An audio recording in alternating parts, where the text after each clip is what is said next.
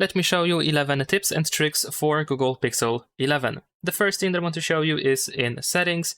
In settings, if you open a network and internet, then you can find adaptive connectivity. And over here, we can find this option, auto switch to mobile network. So if you want to be constantly connected to the internet, even if you don't have Wi-Fi, or if you lose Wi-Fi temporarily, or if the connectivity is poor, then the phone might decide to switch to the mobile data instead. Of course, this option is recommended to use if you want to constantly be connected to the internet, but also if you have a proper mobile data plan, because, well, the mobile data is going to be used in some of these cases, in some situations.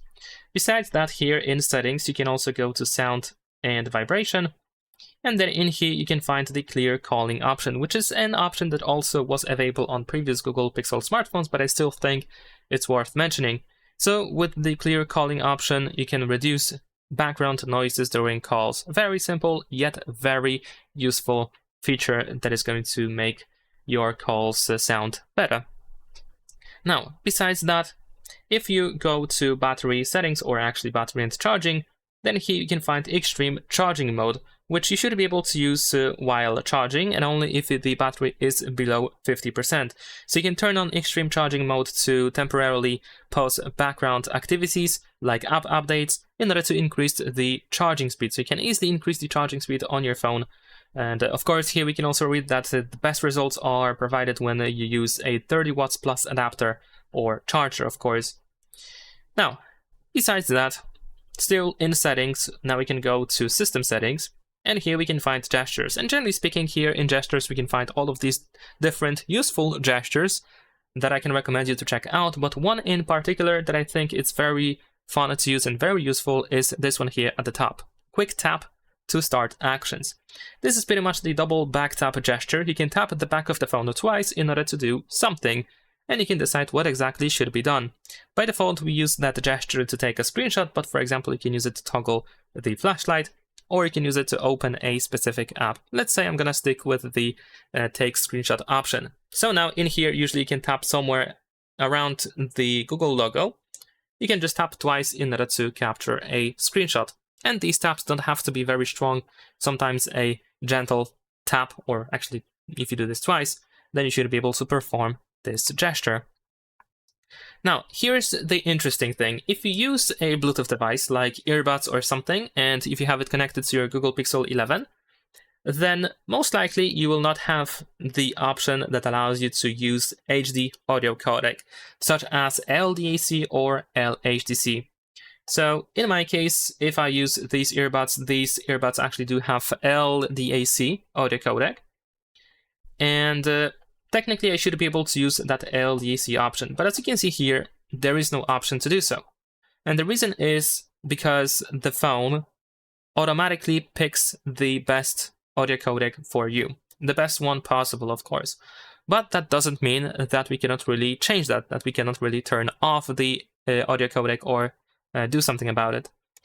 But in order to do so, to be able to do anything about it, first we need to activate developer options. So you want to go to About Phone, scroll all the way down, and here you want to keep tapping on the build number until you need to enter the screen lock password. And after that, you will see a message that you are now a developer.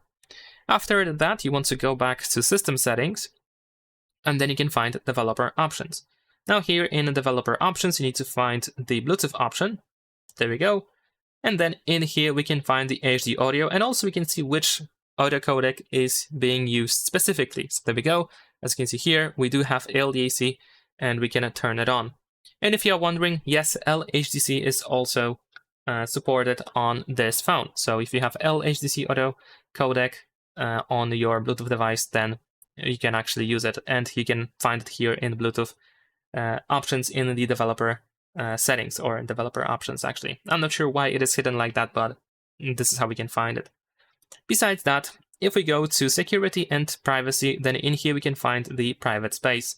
Now in my case, it is already set up, but of course, once you set it up, then you should be able to find it here at the bottom of the app drawer. You just need to tap on this lock over here to unlock the access.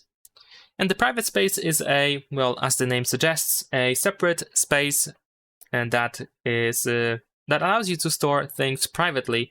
And what is quite interesting about this feature is that it allows you to keep all the data inside the private space, and everything that you have here inside the private space doesn't really correlate, or it's not synchronized with anything that you have outside of the private space.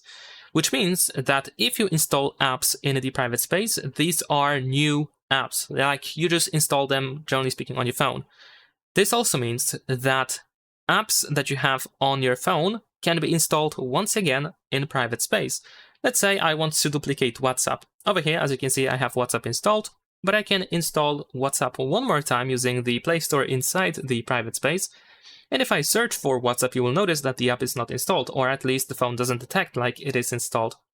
So I can install it, and then I will have 2 WhatsApp apps on my phone. And this one is a new, fresh app. It doesn't have any account, any data, any settings whatsoever.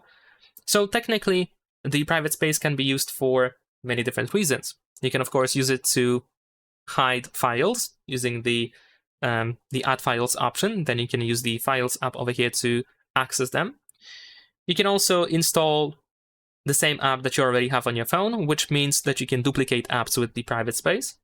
You can also lock your apps with the private space because, of course, in order to open any of these apps that I have in here, I need to know the password to the private space. I need to have access to it. And also it can be used to hide apps, because if you, for example, have 2 apps, 2 the same apps, if I uninstall this one over here, let me actually do so. If I completely uninstall it from the phone, as you can see, it is still there in private space. So technically I can use private space to hide apps as well.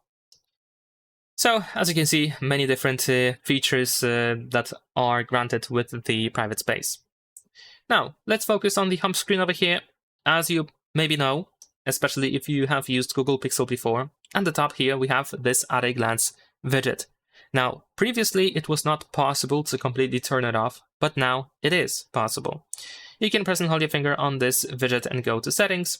And then here, if you happen to be on the home screen settings, so you can also do something like this, then you can tap on this setting icon right next to at a glance, and you can turn off show on the home screen, or you can completely turn off use at a glance. And there we go, the widget is finally gone.